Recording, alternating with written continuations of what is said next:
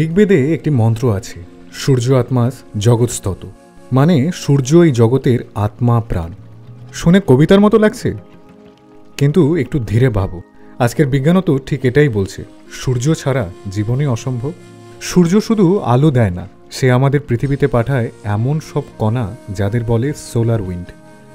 এই কণাগুলো পৃথিবীর চৌম্বক ক্ষেত্রের সঙ্গে সংঘর্ষ সৃষ্টি করে অপূর্ব এক আলোক ছটা, যা আমরা চিনি অরোরা নামে। হ্যাঁ, সেই রঙিন নর্দার্ন লাইটস যা আকাশকে রঙে রঙে ভরে তোলে।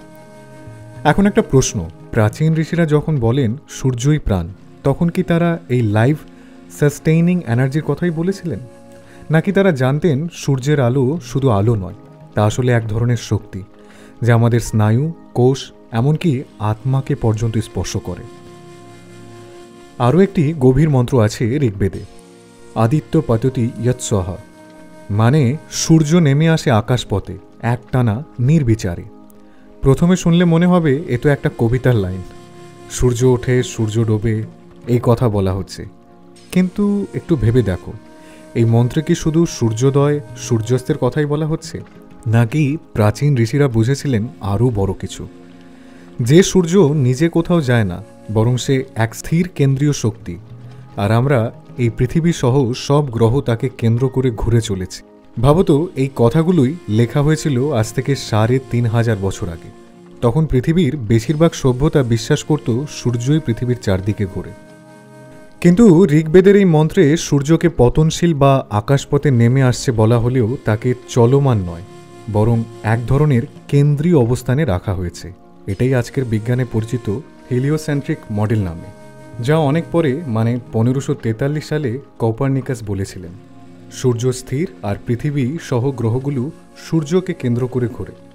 কিন্তু প্রশ্ন হলো, এই কথাটা আমাদের ঋষিরা হাজার হাজার বছর আগেই জানতেন কিভাবে? এটা কি শুধুই কাকতালীয়, নাকি ঋগ্বেদে ছিল এক এমন রহস্যময় বিজ্ঞানের ভাণ্ডার যার চাবিকাঠি আমরা আজও পুরোপুরি উন্মোচন করতে পারিনি? এখানেই কিন্তু শেষ নয়। ঋগ্বেদের আরেকটা ঘুর মন্ত্রে বলা হয়েছে পঞ্চরথারত্ব সুপ্রকেতঃ, মানে সূর্য ৫টি রথে চড়ে চলছে আর সেই রথগুলি খুব সুসংগঠিত। এখানে ৫টি রথ কথাটাকে অনেক পণ্ডিত ব্যাখ্যা করেছেন একেবারে ভিন্নভাবে। তারা বলেন এই ৫টি রথ আসলে সূর্য বা মহাবিশ্বকে নিয়ন্ত্রণ করে এমন ৫টি অদৃশ্য শক্তি।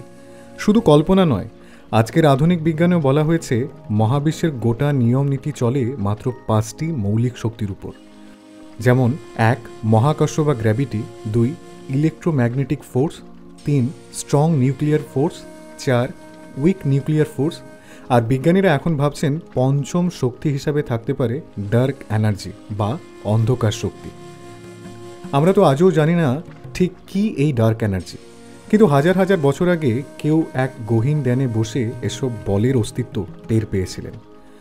আরও আশ্চর্য তথ্য, নাসা জানায় মহাশূন্যে একটা কম্পন শোনা যায়, একটা শব্দ, একটা ধ্বনি যার ফ্রিকোয়েন্সি অনেকটাই মিল রাখে ওম ধ্বনির সঙ্গে। ওই ধ্বনি যা নাদ নামে পরিচিত, ঋষিরা যাকে বলেছিলেন ব্রহ্মনাদ। ঋগ্বেদেতে বলা হয় নাদম একম জগতং মূলম, অর্থাৎ ধ্বনি থেকেই সৃষ্টি হয়েছে জগৎ।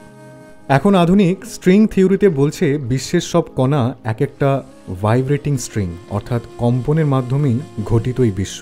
বিজ্ঞান আসছে যেখানে, প্রাচীন ভারত সেখানে পৌঁছে গিয়েছিল হাজার বছর আগে। আরও গভীরে গিয়ে দেখা গেছে ওম ধ্বনির ফ্রিকোয়েন্সি 432 হার্টজ, যা নাকি পুরো মহাবিশ্বের কম্পনের সঙ্গে রেজোনেট করে। কিন্তু প্রশ্ন একটাই, এত সব তথ্য কোথা থেকে জানতেন তারা? তাদের কাছে ছিল না টেলিস্কোপ, ছিল না কোনো যন্ত্র, তবুও তারা জানতেন সূর্যের নিঃশ্বাসে জীবনের স্পন্দন আছে। এ কি শুধুই কাকতালীয়, নাকি ধ্যান, যোগ এবং আত্মোপলব্ধির মাধ্যম তারা এমন এক জ্ঞান লাভ করেছিলেন যা আজও বিজ্ঞানের কাছে রহস্য?